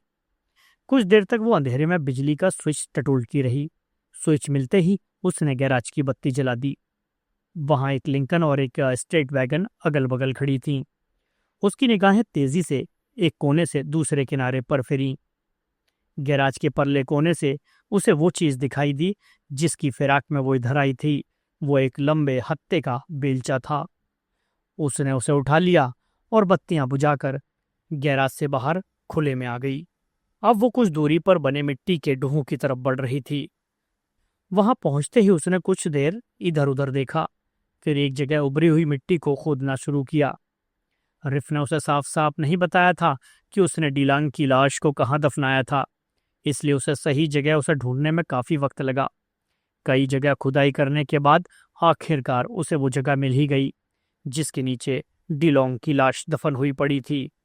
तकरीबन 2 घंटे लाश ढूंढने में ही जाया हो गए। वो जल्दी जल्दी हाथ चलाने लगी। इस काम से फारिग होते होते रात के 2 बज गए। चांद भी आधा सफर तय करके बीचों बीच आ चुका था और अपनी तीखी रोशनी से मेन इमारत को फिर से रोशन करने लगा। मुंह के खर्राटे लगातार जारी थे। थकी मांदी कैरी कमरे में फर्श पर सो रही थी और विक्टर के ख्वाबों में गुम थी। रिफ और जिल्डा भी थक हार कर बैठक के फर्श पर ऊनींदे से पड़े थे। फार्म हाउस से तकरीबन 400 मीटर की दूरी पर टॉम हार्पर अपने दोनों साथियों लेट्स और ब्राडी के साथ इमारत के नजदीक टीले के पीछे लेटा हुआ था। उसके हाथों में एक टेलीस्कोपिक दूरबीन थी जो उसने मेन इमारत पर फोकस कर रखी थी। लेट्स और ब्राडी सो रहे थे। हार्पर मकान पर बराबर नजर रखे हुए था, मगर अंधेरा होने की वजह से वो चिटा को केबिन से निकलकर गैराज की तरफ बढ़ता देखने से चूक गया था। चिटा चुपचाप उसी तरह खिड़की के रास्ते अंदर आकर बिस्तर पर लेट गई। उसकी कारस्तानी किसी को नजर नहीं आई। उसके मन में अपने भाई और जेल्डा को लेकर पल रही नफरत अब आतिश बनकर भड़क रही थी। बैठक से रह रहकर आने वाली सरगोशियां उसके जले पर नमक छिड़क रही थीं। जेल्डा से एक बार अपना मतलब साध लेने के बाद उकताया हुआ रिफ उससे अलग हुआ। बेहतर है तुम अपने कपड़े पहनकर यहां से चलती फिरती नजर आओ, उसने उठकर कहा। छोड़ो और यह हाथ दूर रखो, उसने बेरुखी से जेल्डा का हाथ झटका। दफा हो यहां से अभी, अभी 1 घंटे में सुबह का उजाला फैल जाएगा। उसकी बेरुखी से भौचक्की जेल्डा बेमन से उठी और अपने कपड़े पहनने लगी। हम क्या यहां से नहीं निकल रहे? मैं तो समझी थी कि आवाज नीची, रिफ ने दांत पीसे। लेकिन हम लोग यहां से भाग नहीं रहे, जेल्डा ने पूछा। तुम्हें क्या अपनी चमड़ी में झरोखा बनवाने का शौक चल रहा है? रिफ बोला। उसे जेल्डा से उकताहट होने लगी थी। वो उससे फिलहाल पीछा छुड़ाना चाह रहा था। वो देखते ही गोली मार देगा, उसने फिर जेल्डा से कहा। मगर तुम उस मोटे थुलथुल से कब से डरने लगे? जेल्डा उसे घूरती हुई बोली। डरता कौन है, वो भी उस मोटे से, उससे भला कौन डरेगा? रिफ बोला। लेकिन उसके हाथ में रिवॉल्वर है और तुम जानती हो कि रिवॉल्वर के आगे सुरमाई नहीं चलती। अब दफा हो जाए यहां से। जेल्डा से कभी इस तरह किसी ने बात नहीं की थी, इसलिए उसे रिफ की ये बदतमीजी जरा भी नहीं अखरी। तुम मुझसे प्यार तो करते हो ना जान? वो उसकी ओर बाहें पसारे लपकी। हाँ हाँ बिल्कुल। रिफ के सब्र का पैमाना छलक गया था। आप निकलो यहां से। उसने जेल्डा की बांह पकड़ी और उसे बेरहमी से दरवाजे की तरफ घसीटते हुए ले जाकर दरवाजा खोला और बाहर धक्का दे दिया। उसके उस जबरदस्त धक्के से चकराती हुई जेल्डा तेजी से केबिन के बाहर लगे लकड़ी के ढलवां रैंप की तरफ लड़खड़ाई और एक झटके से रुक गई। उसने सामने पैरों की तरफ देखा। उसकी आंखें फट पड़ी। रिफ की निगाहें भी उसी ओर जमी थीं। जेल्डा की तीखी चीख गूंजी। वो दोनों हाथों से अपने बाल पकड़े पागलों के मानिंद चीखी जा रही थी। बेडरूम में लेटी चिटा को ये आवाज सुनकर परम सुख मिला। उसे अपने कलेजे में ठंडक पड़ती महसूस हो रही थी। क्रेमर उस वक्त सेलिनोस के क्रैम्बिया होटल में मौजूद था और अपने कमरे में बैठा हेलन के फोन का इंतजार कर रहा था। क्रेमर ने इस होटल में ठहरने का फैसला सिर्फ इसलिए किया था क्योंकि इसी होटल में आज दिन में किसी वक्त विक्टर डरमोट के आने की उम्मीद थी। जब से क्रेमर को यह पता चला था कि जे डेनिसन भी इस मामले में दिलचस्पी ले रहा है, उसकी नींद उड़ी हुई थी। उसके दिमाग में बार बार यही ख्याल आ रहा था कि विक्टर डरमोट ने अब तक जितनी भी रकम बटोर ली है, उसे लेकर वो मुल्क छोड़कर कहीं और चला जाए। अब तक विक्टर डरमोट के पास $1.5 करोड़ नगद से कम क्या ही होंगे। रही बात मो और उसके दोनों भाई बहन की, तो वो असल प्लान पर काम करते रहकर अपना आटा दलिया तो कर ही सकते हैं। उसने सोचा था और महसूस किया था कि कोई भी फैसला लेने से पहले एक बार हेलन से बात कर लेना बेहतर रहेगा। ये सोचकर उसने फिर बेकर को कॉल बुक करवा दी, क्योंकि सीधे हेलन को घर पर फोन करना उसे मुनासिब न लगा। वो डेनिसन नाम का पुलिसिया बड़ा घाक था।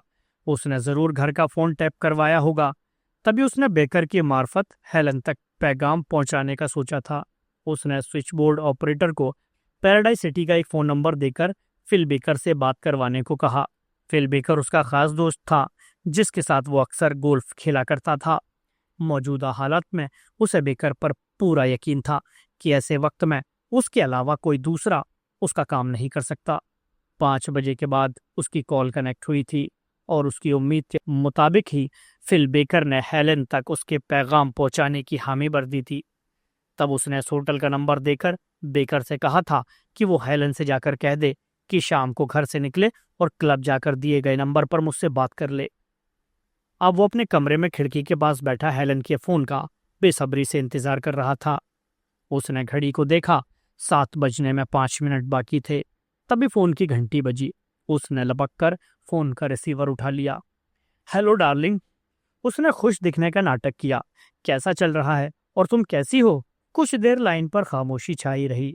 फिर हेलन की अजनबियों जैसी आवाज आई। तुम्हें लगता है कि मैं ठीक होंगी? क्यों लगता है? ये सब क्या हो रहा है जिम? बीवी हूं तुम्हारी, मुझे सब कुछ जानने का हक है। फिर आया था तुम्हारा मैसेज लेकर और मुझे ऐसे देख रहा था मानो मैंने कोई जुर्म किया है। क्या है ये सब? क्रेमर को अपने सीने में फिर से तीखा दर्द उठता महसूस हुआ। शांत रहो हेलेन। वो अपने दर्द को नजर वो अपने दर्द को नजरअंदाज करता हुआ बोला। मैं नहीं चाहता था कि FBI हमारी बात सुन सके। तुम्हें नहीं पता कि उन्होंने हमारे घर की फोन लाइंस टैप की हुई हैं। क्या? उन्हें भला ऐसा करने की क्या जरूरत पड़ गई? अब तक तो नहीं की थी। उसकी हैरत में डूबी आवाज आई। तुमने कुछ गलत किया है? आखिर तुम कहना क्या चाहते हो? क्रेमर ने कुर्सी पर बेचैनी से पहलू बदला। हेलन के इस तरह जवाब तलवी के अंदाज में बातें करना उसे अखर रहा था। तुम वो सब छोड़ो, वो रूखी आवाज में बोला। मैं तुमसे मिलना चाहता हूँ। मैं सेरेनास में हूँ और क्रैम्बिया होटल में ठहरा हूँ। तुम यहाँ आ जाओ, लेकिन होशियारी से। FBI वाले तुम्हारा पीछा करेंगे, मगर तुम्हें उनसे पीछा छुड़ाकर ही यहाँ तक पहुंचना होगा। मुझे पता है कि तुम ये आसानी से कर लोगी, क्योंकि पहले भी तुम ये काम कर चुकी हो। यहाँ आ जाओ, फिर हम दोनों एक लंबे सफर पर चलते हैं। लाइन पर सन्नाटा छा गया। हेलन ने कोई जवाब ना दिया। वो और कुड़ गया। हेलन, वो तीखी आवाज में बोला। हूँ यहीं। उधर से हेलन की निराशा में डूबी आवाज आई। तो इसका मतलब है कि किसी मुसीबत में पड़ गए हो। इतनी सारी दौलत होने के बाद भी तुम बाज नहीं आए आखिर। रहे निरे बेवकूफ ही। मुझे बेवकूफ मत बोलो, क्रेमर चिल्लाया। जब तुम्हें पूरी बात नहीं पता तो क्यों बकवास कर रही हो?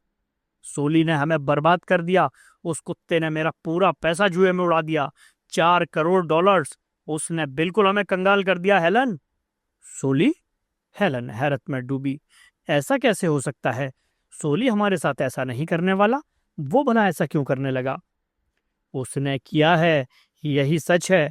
लेकिन मैंने उतने पैसे का फिर इंतजाम कर लिया। बस तुम यहाँ आ जाओ, फिर मैं तुम्हें पूरी बात बताता हूँ। पर ध्यान रखना कि कोई पीछे लगकर मुझ तक ना पहुंच जाए। लाइन पर फिर खामोशी छा गई। क्रेमर के सीने का दर्द बढ़ता जा रहा था। उसे पसीना आने लगा। लाइन पर हो हेलन? उसने हेलन की आवाज ना आती पाकर कहा। हाँ हूं। मैं सोच रही थी, तो अब हमारे पास पैसा बिल्कुल भी नहीं है ना? हाँ, है तो ऐसा ही कुछ, लेकिन जल्द ही उतना पैसा फिर हो जाएगा। मैं एक ऐसे प्लानिंग पर काम कर रहा हूं जिसके कामयाब हो जाने पर हमारे पास फिर से उतना ही पैसा हो जाएगा। तुम आ जाओ, फिर मैं तुम्हें सब बताता हूँ। नहीं जिम, मैं नहीं आ रही। मैं अब बूढ़ी हो चली हूँ। तुम भी बुढ़ा गए हो जिम। शायद अब वो दमखम तुम में नहीं है कि बीते दिनों की तरह गिरोहबाजी करके कामयाब होते रहो। वापस आ जाओ जिम।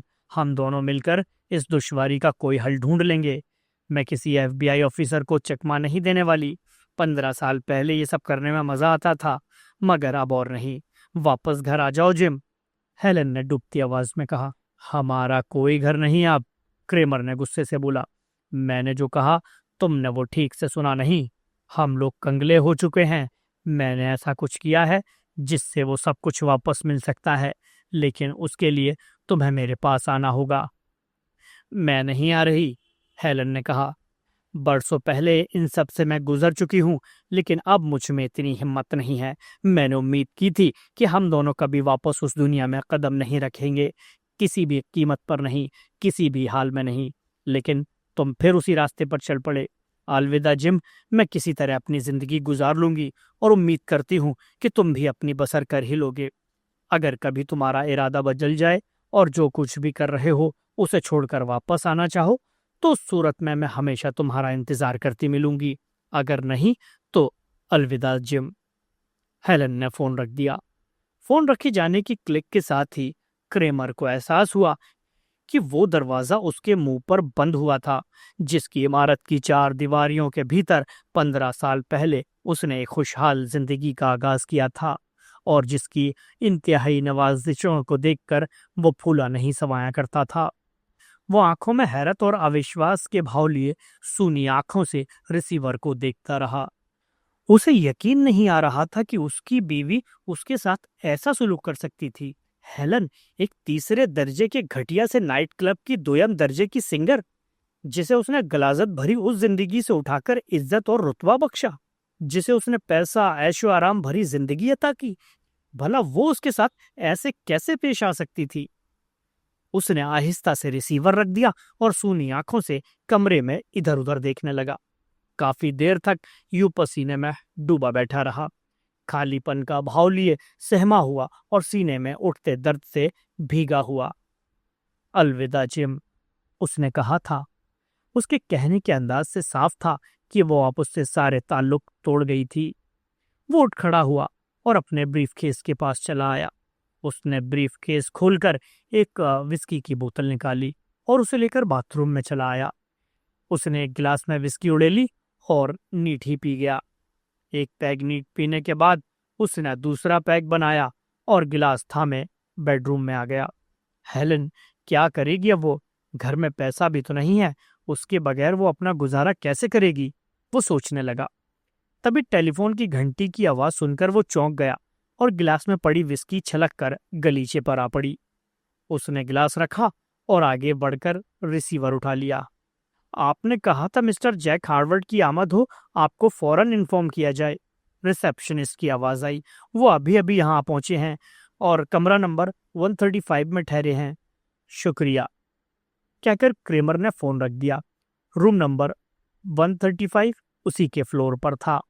बढ़िया, उसने अपना ड्रिंक खत्म किया और एक सिगार सुलगाकर सोचने लगा। डरमोट के पास $1.5 करोड़ तो होंगे ही जो मेरे हैं। एक अकेली जान के लिए इतना पैसा कम तो नहीं है। मैं बड़े आराम से अपनी बची खुची जिंदगी बिता सकता हूँ। बाकी रकम के इंतजाम की क्या जरूरत है? आप ये पैसा लेकर मैं क्यूबा जाकर चैन से रह सकता हूँ। मो और दोनों टुच्चे जाएं भाड़ में। हो सकता है सब कुछ ठीक होता देखकर हेलन फिर वापस आ जाए। उसकी पलकें भारी होने लगी। उसके सीने का दर्द बढ़ता ही जा रहा था। अब उसे इस दर्द को लेकर फिक्र होने लगी थी। उसे मो का ख्याल आया। क्या मो को धोखा दे सकता हूँ? उसे इस हाल में छोड़कर जा सकता हूँ? वो कोई फैसला नहीं कर सका। कुछ देर यूं ही बैठा रहने के बाद उसने उठकर एक ड्रिंक और लिया, फिर कमरे का दरवाजा खोलकर रूम नंबर 135 की तरफ बढ़ गया। विक्टर डरमोट उस वक्त बाथरूम में वॉश बेसिन पर अपने हाथ धो रहा था जब उसे दरवाजे पर दस्तक सुनाई दी। वो तौलिए से हाथ पोंछता हुआ दरवाजे तक आया और लॉक खोलकर दरवाजा खोल दिया। विक्टर उसे वहां पहुंचा देखकर चौंक गया। आप यहाँ? मुझे उम्मीद नहीं थी कि आप यहाँ होंगे, उसने पीछे हटते हुए कहा। क्रेमर अंदर आ गया। विक्टर ने दरवाजा फिर बंद कर लिया। हाँ, तो अभी तक कितनी रकम का इंतजाम हो गया? क्रेमर ने पूछा। अब तक $1.60 करोड़ हो गए, कहकर विक्टर ने पलंग के बगल में रखे 2 सूटकेस की तरफ इशारा किया। इन्हें खोलो। खुद ही खोलकर देख लीजिए, विक्टर ने शांत लहजे में कहा। क्रेमर ने उसे घूर कर देखा। विक्टर को बेचैन न होता पाकर वो खुद ही आहिस्ता आहिस्ता चलता हुआ उन दोनों सूटकेस के पास पहुंचा और नीचे झुककर वो सूटकेस खोलने लगा। तभी उसे महसूस हुआ कि कोई तीखा बर्छा उसके जिस्म के आर पार हो गया। दर्द की तीखी लहर उसके सीने में उठी। तब तक वो सूटकेस का ढक्कन उठा चुका था। उसका जिस्म आगे की तरफ झुका। उसकी निगाहें अभी भी सूटकेस में पड़े 100 डॉलरों की गड्डियों पर जमी थी, लेकिन सीने में उठते भयंकर दर्द की वजह से उसके मुंह से अल्फाज नहीं निकल पा रहे थे। उसने कुछ कहने की कोशिश की, मगर जुबान ने साथ नहीं दिया।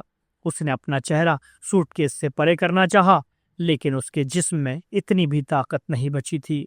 तभी उसके सीने में फिर दर्द की लहर उठी। वो तड़प उठा, उसकी आंखें पतराने लगी। फिर हल्की सी कराह के साथ वो वहीं ढेर हो गया। उसके हाथों में गड्डियां थीं, वो दौलत जिसकी एक पाई भी अब वो खर्च नहीं करने वाला था। आंखों के सामने चल रहे सीन को देखकर विक्टर के पैर वहीं के वहीं जम गए। उसकी आंखें हैरत से फटी पड़ी थीं और जिस्म को तो मानो लकवा मार गया था। उसने अपनी आंखों के सामने एक चलते फिरते कद्दावर जिस्म को देखते ही देखते बेजान होते देखा था।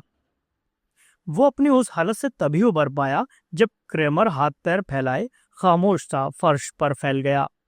वो सदमे से बाहर निकला और फौरन क्रेमर के नजदीक जाकर उसे हिलाने डुलाने लगा, मगर क्रेमर मर चुका था।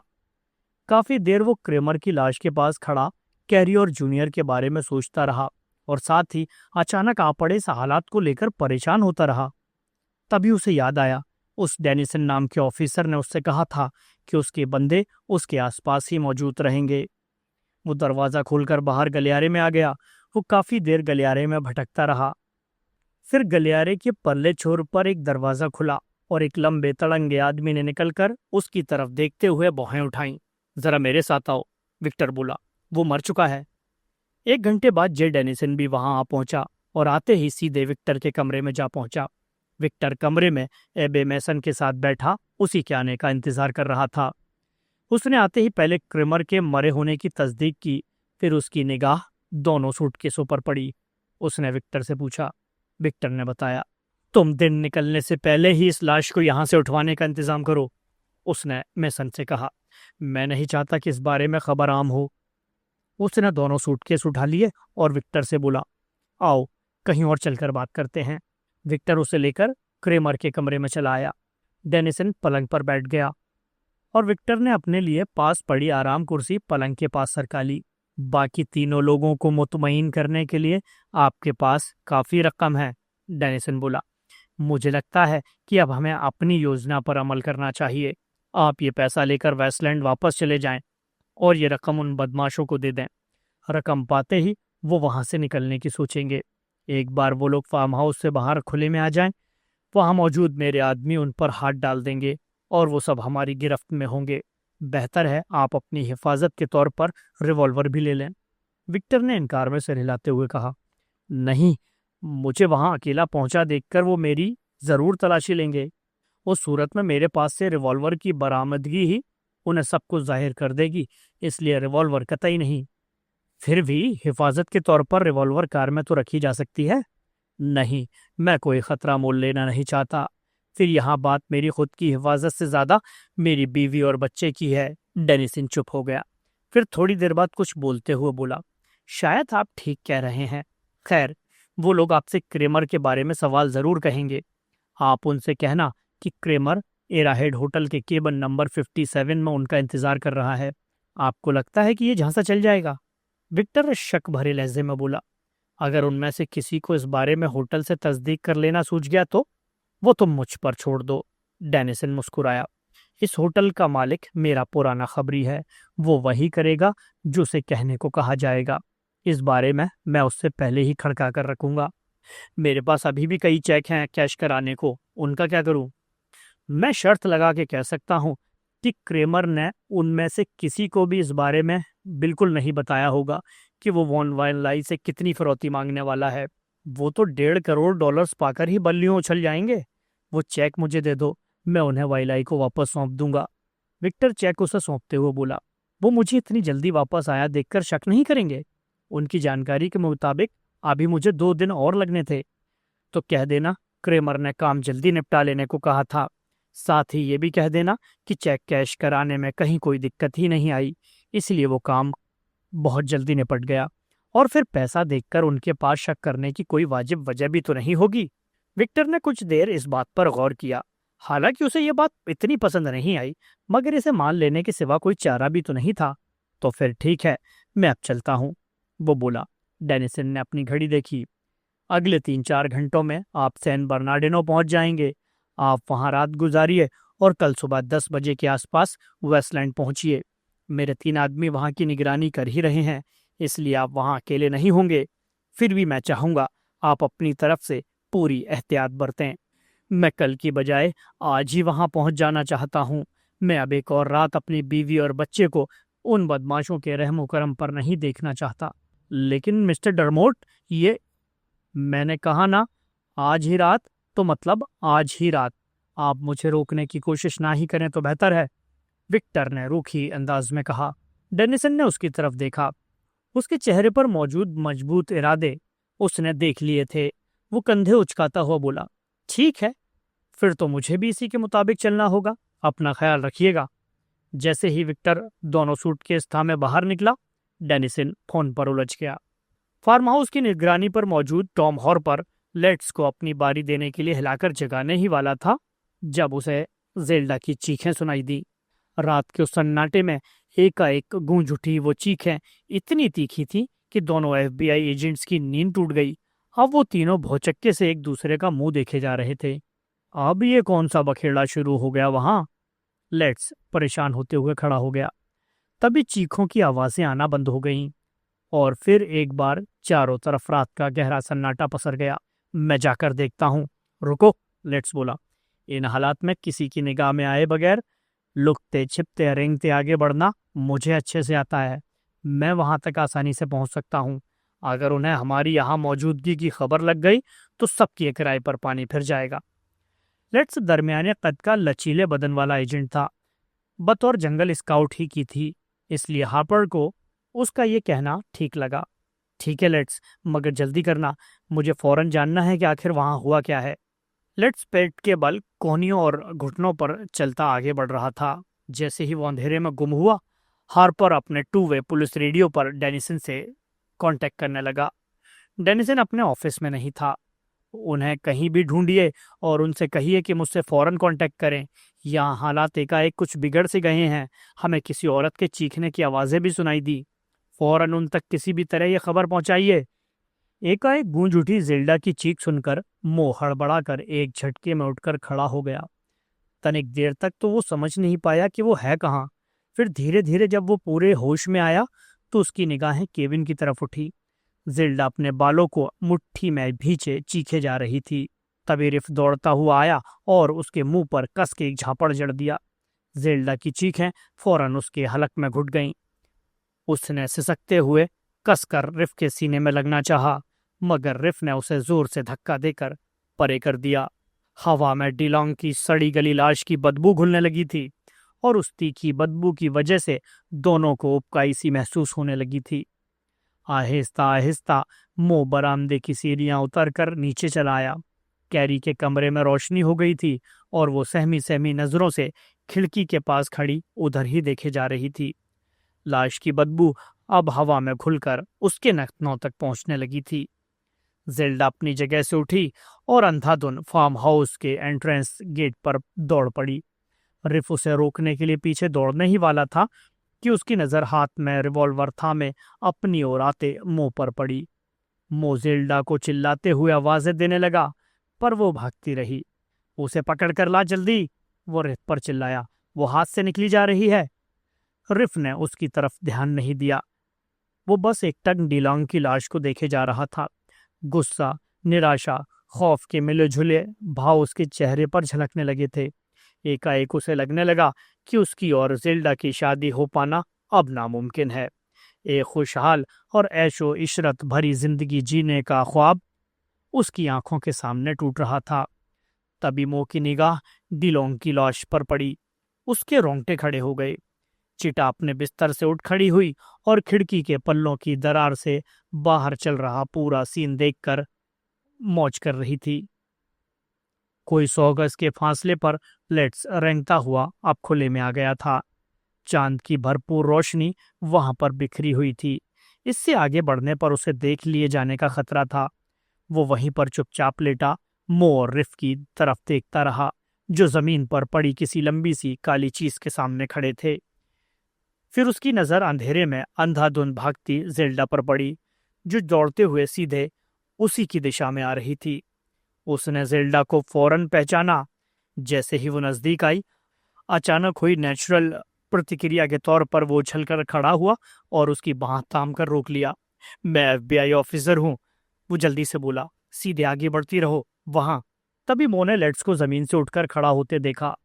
जेल्डा उसे पार करके आगे दौड़ चुकी थी। धाएं, एक गोली चलने की आवाज आई। लेट्स लड़खड़ाता हुआ जमीन पर आ गिरा। गोली ने उसकी खोपड़ी खोल कर रख दी थी। मो हक्का बक्का हुआ हाथ में थमे रिवॉल्वर को देखता रहा। लेट्स को एकाएक अंधेरे में वहां खड़ा देखकर कब उसके हाथ से डर और खौफ की वजह से ट्रिगर दब गया, उसे पता ही नहीं चला। जिल्डा भी आंखों से ओझल हो चुकी थी। रिफ और मो दोनों अपनी जगह जमे जमीन पर आ पड़ी लाश को एकटक देखे जा रहे थे। ये क्या हो गया? मो का जिस्म खौफ से कांपने लगा। उसे लग रहा था मानो वो पागल हो गया है। गुस्से से भुनभुनाता हुआ रिफ दौड़कर जमीन पर पड़ी लेट्स की लाश के पास पहुंचा और झुककर लाश की तलाशी लेने लगा। लाश की जेब से लेट्स का बटुआ और उसका एफबीआई बैज बरामद हुआ। बैज देखते ही रिफ की आंखें फैल गईं। वो कूदता फांदता वापस मुंह के पास पहुंचा। साले औंधी खोपड़ी, वो पुलिस वाला था, तूने उसे ही टपका दिया। टॉम हार्पर ने जेल्डा को एंट्रेंस गेट पर अंधाधुंध दौड़ते हुए उसी की तरफ आते देख लिया था। जैसे ही वो उसके नजदीक आई, उसने एकाएक सामने आकर उसे पकड़ लिया। फिक्र की कोई बात नहीं, तुम सेफ हो, उसने जेल्डा को चीखने से रोकने के लिए उसके मुंह पर हथेली रखते हुए कहा। हम लोग FBI ऑफिसर्स हैं। डरी सहमी जेल्डा पहले तो उसकी गिरफ्त से छूटने के लिए हाथ पैर पटकती रही, लेकिन हार्पर के बार बार ये कहने पर कि वो FBI ऑफिसर है तो वो कुछ शांत हुई। फिर उसका सहारा लेकर ढेर हो गई। जैक, हार्पर चिल्लाया, इसे डेनिसन के पास ले जाओ फौरन। यही मिस वॉन वाइल आई है। ब्रॉडी अभी भी फार्म हाउस की मेन इमारत की तरफ देखे जा रहा था। और भीतर जो औरत और बच्चा है उसका क्या? उसने हार्पर से कहा। जो कहा गया वो करो, हार्पर ने उसे घुड़कते हुए कहा। मैं उन्हें देख लूंगा। ब्रॉडी ने जेल्डा को बाजू से थामा और कभी घसीटते हुए तो कभी सहारा देते हुए जीप तक ले आया, जो एक मिट्टी के ऊंचे बड़े टीले की ऊंट में खड़ी थी। टॉम हार्पर ने अपनी निगाहें फिर से इमारत की तरफ फोकस कर ली। उसे 3 काले साए जैसी आकृतियां दौड़कर इमारत के भीतर जाती दिखीं। जहां वो खड़ा था वहां से उसे दरवाजा बंद होने की साफ आवाज सुनाई पड़ी और फिर कमरे की बत्ती गुल हो गई। जैसे ही ब्रॉडी ने जीप स्टार्ट की, उसकी और ब्रॉडी की निगाह एक साथ उसी ओर करीब आती कार की हेडलाइट्स की रोशनी पर पड़ी। जेल्डा ब्रॉडी के बगल की सीट पर सहमी सुकड़ी बैठी सुबक रही थी। ब्रॉडी उसकी बाह थपथपाता हुआ जीप से उतर पड़ा। फिर वो और हार्पर दोनों हाथ में रिवॉल्वर थामे पास आती कार का रास्ता रोक कर खड़े हो गए। विक्टर ने फासले से ही उन दोनों को इस तरह खड़ा देखकर फौरन ब्रेक लगाए और कार रोक दी। दोनों आदमी रिवॉल्वर ताने उसी तरफ बढ़े। तभी विक्टर को किसी औरत के लगातार सिसकने की आवाज सुनाई दी, जिसे सुनकर वो एकदम सन्नाटे में आ गया।